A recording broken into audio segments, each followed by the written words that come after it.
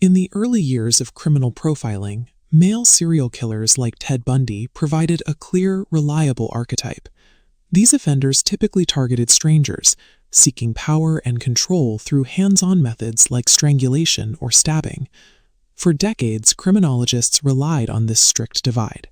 While men were seen as power-driven, women were profiled as black widows or angels of death, offenders who targeted family or acquaintances, using poison to kill for financial gain. Then came Aileen Wuornos.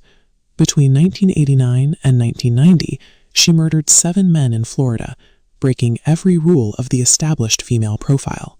She didn't use poison, and she didn't target people she knew. Instead, she operated on the highways, targeted male strangers, and used a firearm to kill quickly. This left investigators in a vacuum. Wuornos possessed female demographics, but utilized the predatory methods and victim selection typically reserved for male killers, rendering traditional profiling tools useless. Because she didn't fit the standard mold, forensic psychologists had to build an entirely new understanding of the psychological forces driving her violence. The immediate assumption from law enforcement was that Wuornos was simply a cold-blooded, prototypical psychopath. This chart lists the Psychopathy Checklist Revised, or PCLR. It's the metric used to identify the hallmark traits of a psychopath, including superficial charm, grandiosity, and master manipulation. When we compare Wuornos against the gold standard of psychopathy, Ted Bundy, the differences are stark.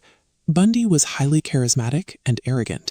He used meticulous planning and emotional detachment to manipulate his way into his victims' lives.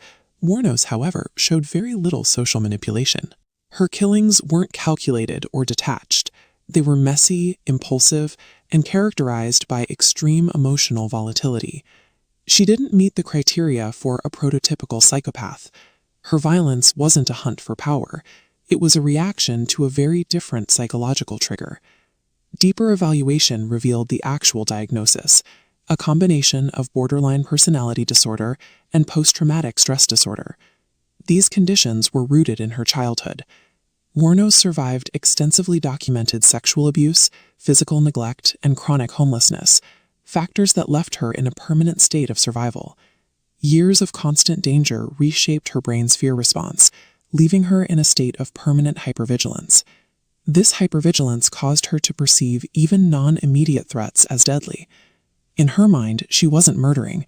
She was lashing out in a desperate survival instinct to shoot before she was hurt again. Borderline personality disorder acted as the engine for this instability, fueling a chaotic self-image and a profound, constant fear of abandonment. This explains the impulsive nature of the crimes.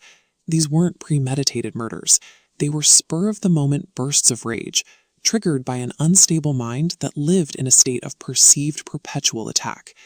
Her deadly aggression wasn't born from calculated sadism, but from a lethal, trauma-induced form of self-defense. To understand an offender like Wuornos, criminologists had to adopt a new framework. This diagram shows how feminist criminology expands the traditional model to include the roles of societal oppression, gender, and severe abuse. This approach argues that we cannot accurately profile female offenders using theories designed for men, especially when extreme trauma and abuse are the primary drivers of their behavior. This creates a difficult duality. To the criminal justice system represented by this courtroom, Wuornos was a cold-blooded killer who deserved the ultimate punishment.